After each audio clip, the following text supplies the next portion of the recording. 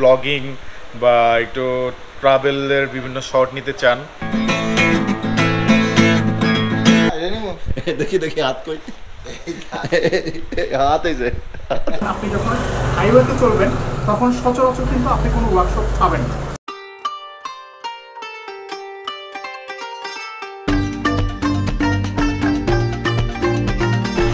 আমরা এখন যাচ্ছি হচ্ছে একটু শপিং করতে, যেহেতু ট্যুরে বের হচ্ছি। সেই ট্যুরের আগে কিছু প্রস্তুতি তো আছে। একটা কেস কেনার ইচ্ছা আছে, যেটা মোটো ব্লগিংয়ের জন্য একটা মাউন্টিং কেস, যেটা আমার কাছে আছে উলানজির। সেটি হচ্ছে মেটাল কেস, অনেক ভারী। সেটা যদি আমি হেলমেটে ইউজ করি তাহলে হেলমেটটা ঝুঁকে যায় সামনে, ঠিকভাবে ভিউ পয়েন্টটা পাওয়া যায় না। কিন্তু বাইক চালানোর সময় যখন অনেক বাতাস আসে তখন সমস্যায় পড়তে হয়। সেই কারণে একটা প্লাস্টিকের কেস আছে উলানজিরই, সেটা কিনবো। প্লাস্টিকের কেসটা হলে আমি আরও ভালো ভিউ পয়েন্ট পাবে এবং যে ওজন সেটা অনেকটা কমে যাবে। তো চলেন একটু ঘুরে আসি একটু শপিং কমপ্লেক্স থেকে।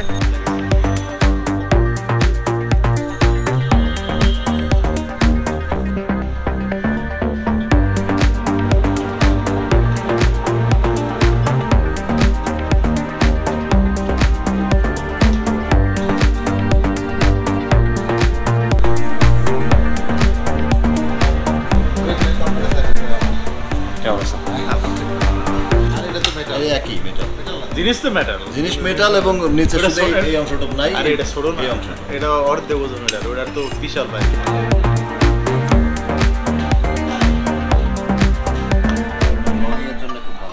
ব্লগিং এর জন্য খুব ভালো হবে। M50 Mark II অনেকটা কম্প্যাক্ট, যারা হচ্ছে ব্লগিং বা একটু ট্রাভেলের বিভিন্ন শট নিতে চান তাদের জন্য আমরা এই ধরনের ক্যামেরা সাজেস্ট করে থাকি।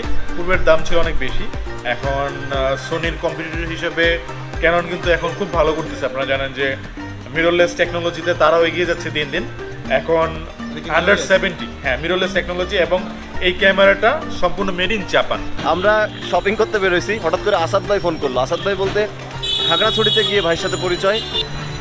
ভাই খাগড়াছড়ি থেকে আসাদ ভাই চলে আসছে। এখন কি খাগড়াছড়ি যাওয়ার দাওয়াত দিবেন কিনা? হ্যাঁ অবশ্যই। কবে আসবো বলেন?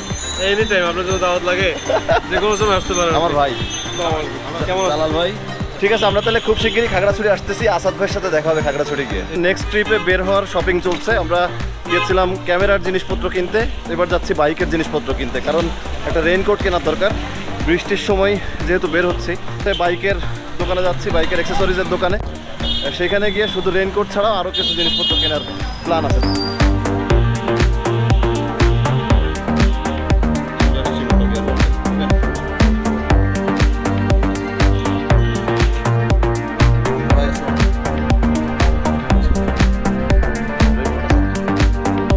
আমাদের হচ্ছে বাইকের কিছু অ্যাক্সেসরিজ কিনতে হবে, যে কারণে মোটো গিয়ার ওয়ার্ল্ডে আসলাম। খুব ভালো একটা দোকান, এখান থেকে আমাদের হেলমেট কিনছিল জালাল ভাই, মনে আছে কিনা? জালাল ভাইয়ের ভিডিওতে আছে, ট্রাভেল উইথ শেখ জালাল, এই ব্লগে আছে। জালাল ভাই একটা এমটি হেলমেট কিনছিল। এখন একটা রেইনকোট কিনতে হবে, দেখি রেইনকোট ছাড়া আর কি কিনতে পারি।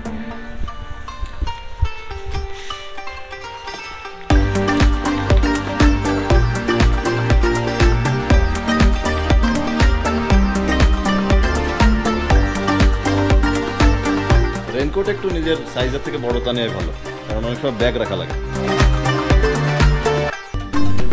আমরা একটা রেইনকোট নিয়ে ফেলছি, কিন্তু রেইনকোটটা মানে আমরা নর্মালি যে রেইনকোটগুলো ইউজ করি সেগুলোই, কিন্তু একটা ভালো রেইনকোট পাওয়া গেছে যেটার দাম হচ্ছে 4,500-5,000 টাকা। জালাল ভাই পড়তেছে এখন সেটা।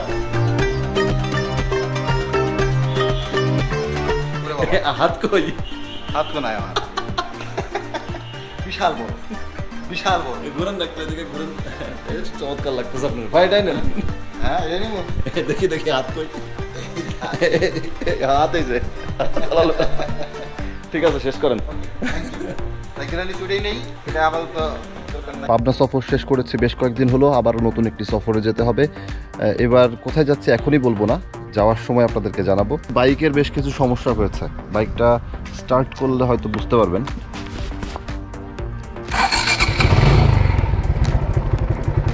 বাইকের সাউন্ডে একটু সমস্যা হচ্ছে, একটা নক পাচ্ছি, নকিংয়ের একটা শব্দ পাচ্ছি, সম্ভবত নকিং, যেন নকিং না হয় সেটি আশা করছি। কিন্তু যেহেতু আবারও দূরে টুরে যাবো, এবার সফরটা একটু বেশি লম্বা এবং সময়ও একটু বেশি, যে কারণে মনে হচ্ছে যে আগে থেকে একটু সার্ভিসিং করিয়ে নেয় এটা ভালো। বাইকের উপর দিয়ে ব্যাপক প্রেশার গেছে পাবনা ট্যুরে, আর এখন আরও একটি ট্যুরের টাইম চলে আসছে আবার, যে কারণে বাইকটার একটু সার্ভিসিং করাইতে হবে, যেটা বলছিলাম। এয়ার ফিল্টার, স্পার্ক প্লাগ এগুলো চেঞ্জ করতে হবে, মোবিল চেঞ্জ করতে হবে। বাইকের চেনে একটু শব্দ হচ্ছে, যেটা ট্যুরের সময়ও ছিল, ওইটাও ঠিক করতে হবে। মানে যেহেতু বাইক নিয়েই সব জায়গায় মুভ করবো, সেহেতু বাইকটা একদম পারফেক্ট থাকা খুবই জরুরি। যাওয়ার আগে আরও কিছু কেনাকাটা করতে হবে।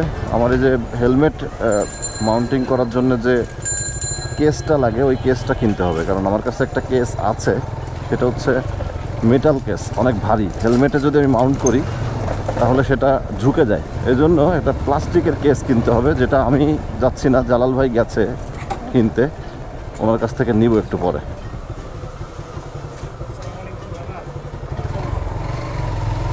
আছেন কেমন? আপনারা কি কাইম ভাইয়ের এখানে আনি না আগে? না, আজকে প্রথম আসলাম। আপনি এখানে আসবেন তো? আজকে প্রথম আসছি আমি এখানে। গুড। আমার নাম শেখ জামাল। এখন কি আপনি আজকে দিয়ে দিবেন? আমি দিয়ে যাচ্ছি গাড়ি, আপনি করা রাখেন। কালকে দিন। কালকে কখন দিবেন? আচ্ছা, ফোন দিন। অনেক কাইম ভাই এখন টেস্ট ড্রাইভ দিবে, দিয়ে দেখবে আমাদের বাইকগুলোর কি অবস্থা, কারণ বাইকগুলো ঠিক না করে দূরের রাস্তায় যাওয়াটা নিরাপদ না।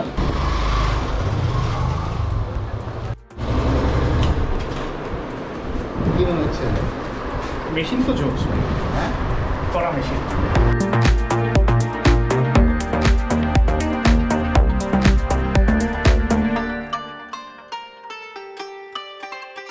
বেসিক্যালি যেটা হয়, শুধু লং ট্যুর না, প্রতিনিয়ত যে জিনিসগুলো আমাদের আসলে চেক আপে রাখা উচিত, সেগুলো হচ্ছে আপনার brake, clutch, rear brake, engine oil, air filter. So এই জিনিসগুলো অলওয়েজ মাথায় রাখতে হবে। ফ্রন্ট হুইলের যে নাট আছে, মেইন নাট আছে, পিছনের যে মেইন নাট আছে, দেন হচ্ছে কি আপনার চেসিসে যে নাট আছে, এই সবগুলো চেক আপ করে নেওয়াটা ভালো।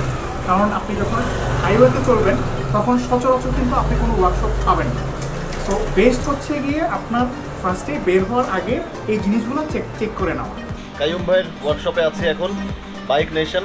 এটা হচ্ছে অ্যাপোলো গেট থেকে বের হয়ে যে রাস্তাটা হচ্ছে নতুন বাজারের দিকে গেছে, সেই রাস্তা হচ্ছে কাইম ভাইয়ের এই ওয়ার্কশপ। তো এখানে আসলে শুধু যে বাইকের সার্ভিসিং হয় তা না, এখানে আসলে কাইম ভাই আবার একটু গানও শোনান।